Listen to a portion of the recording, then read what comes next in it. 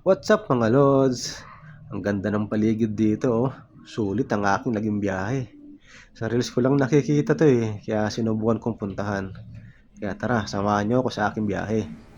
Madaling araw pa lang umalis na ako ng bahay para makaiwas sa matinding init ng araw. Ilang oras na biyahe, umabot na ako dito sa may Gabaldon. Ito yung sign ng Gabaldon na may famous na agila na picturean ng mga riders. Tapos ito yung famous na kalsada na tuwid na kalsada papunta sa mga bundok. Pagkatapos ng ilang minutong biyahe, nandito na tayo sa may Dinggalan. Mula sa Dinggalan, akyat na naman tayo ng bundok. Pagkatapos ng ilang minuto, aabot tayo dito sa may rough road na kalsada. Kung may sasakyan ka, pwede mong iwan dyan ang sasakyan mo, tapos magbayad ka ng tricycle na papasok sa loob. Ganito ang kalsada, kaya hindi pwede yung sasakyan mo, kailangan mag-tricycle.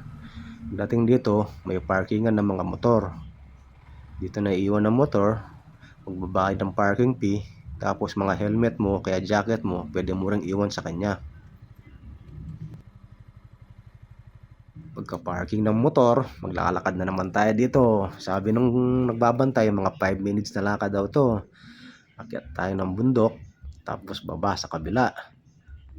Kahit paano hindi ganun kainit pero pagpapawisan ka pa rin sa paglalakad. Ito na yung magandang view. Dito tayo sa may taas.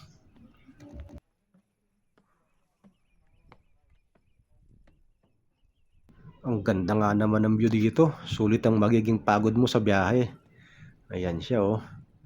Maraming salamat po sa nanood. Bye bye.